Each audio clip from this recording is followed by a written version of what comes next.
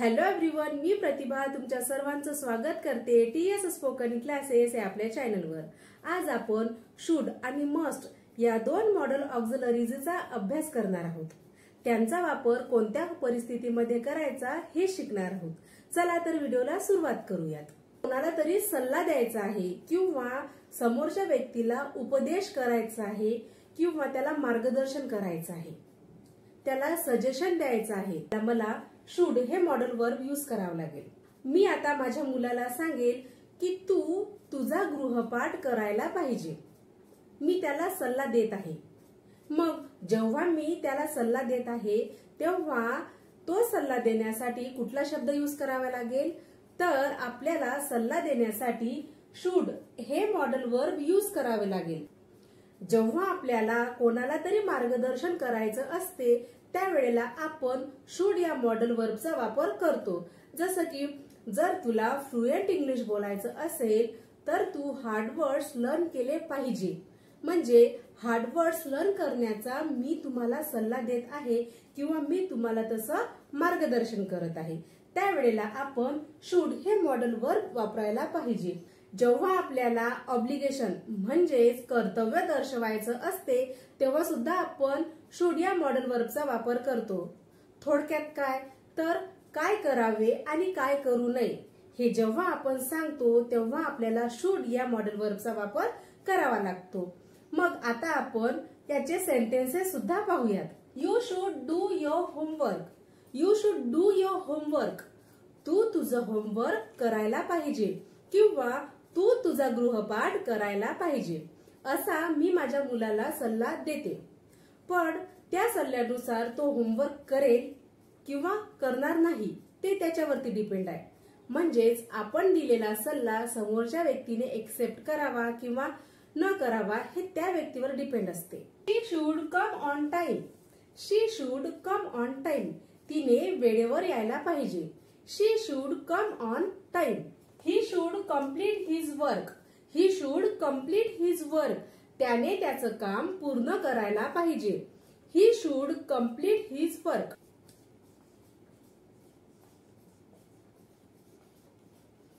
People should follow rules and regulation. लोकांनी नियम आणि कायदे पाळायला पाहिजे। अशा पद्धतीने आपल्याला समोरच्या व्यक्तीला सल्ला द्यायचा आहे किंवा त्याला गायडन्स करायचा आहे आणि त्याच्या कर्तव्याविषयी सुद्धा आपल्याला सांगायचं आहे। शुडचा वापर करून काय करावे हे आपण सांगितलं।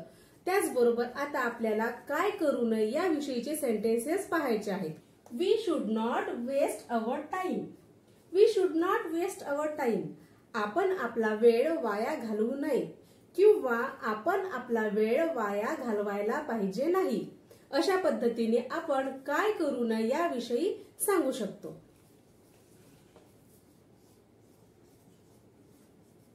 He should not talk rudely.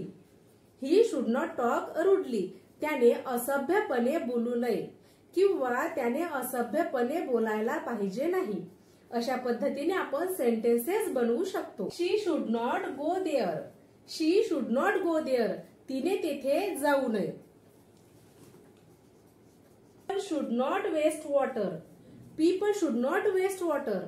लोकांनी पाणी वाया घालवू नये किंवा लोकांनी पाणी वाया घालवायला पाहिजे नाही। अशा पद्धतीने आपण कर्तव्य सुद्धा दर्शवू शकतो। आता आपण मस्ट या मॉडेल वर्बचा वापर कोणत्या परिस्थितीमध्ये करायचा ते शिकणार आहोत।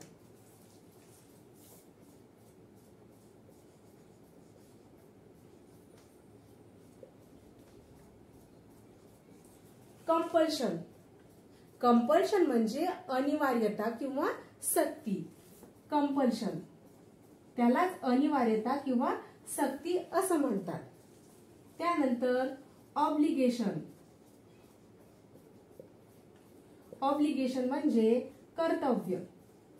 मला एखाद्या व्यक्तीचं कर्तव्य दर्शवायचं आहे किंवा त्या व्यक्तीच्या कर्तव्याविषयी त्याला सांगायचं आहे, त्यावेळेला आपण मस्ट या मॉडेल वर्बचा वापर करतो।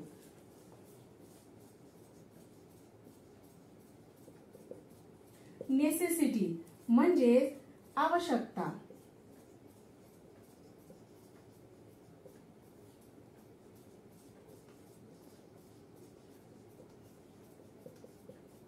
प्रोहिबिशन म्हणजेच प्रतिबंध. कंपल्शन, ऑब्लिगेशन, नेसेसिटी आणि प्रोहिबिशन अशा परिस्थितींमध्ये आपल्याला मस्ट या मॉडेल वर्बचा वापर करायचा आहे. मग मस्ट या मॉडेल वर्बचा वापर करून आपल्याला लोकांना सक्ती करायची आहे. आपल्याला कोणती गोष्ट कंपल्सरी आहे किंवा कोणती गोष्ट अनिवार्य आहे हे सांगायचं आहे. त्याचबरोबर कर्तव्य सुद्धा दर्शवायचे आहेत.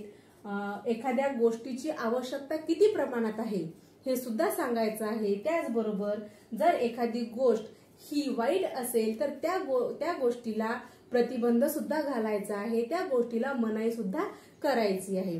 तर आता आपण या प्रत्येक परिस्थितीमध्ये सेंटेन्सेस कसे तयार करायचे हे पाहणार आहोत. You must do your homework. You must do your homework. तू तुझं होमवर्क करायलाच पाहिजे किंवा तू तुझा गृहपाठ करायलाच पाहिजे. जेव्हा आपण शुड या मॉडेल वर्बचा वापर केला तेव्हा आपण सल्ला दिला, पण तो सल्ला स्वीकारावा किंवा न स्वीकारावा हे समोरच्या व्यक्तीवर डिपेंड असते. व्यक्ती आपण दिलेला सल्ला स्वीकारू शकते किंवा स्वीकारूही शकत नाही. ही गोष्ट त्या व्यक्तीवर डिपेंड आहे. ज्या वेळेला आपण मस्ट या मॉडेल वर्बचा वापर करून एखाद्या व्यक्तीला सल्ला देतो किंवा एखाद्या व्यक्तीला काहीतरी सुचवतो तेव्हा तो सल्ला ऐकणं हे अनिवार्य आहे. ही त्या व्यक्तीला केलेली सक्ती असते. You must do your homework. तू तुझं होमवर्क किंवा तू तुझा गृहपाठ करायलाच पाहिजे. म्हणजेच तिथे त्या व्यक्तीला मनाई करता येत नाही. You must listen to him. You must listen to him. तू त्याचं ऐकलंच पाहिजे. You must listen to him. We must help people. We must help people. आपण लोकांची मदत केलीच पाहिजे. We must help people.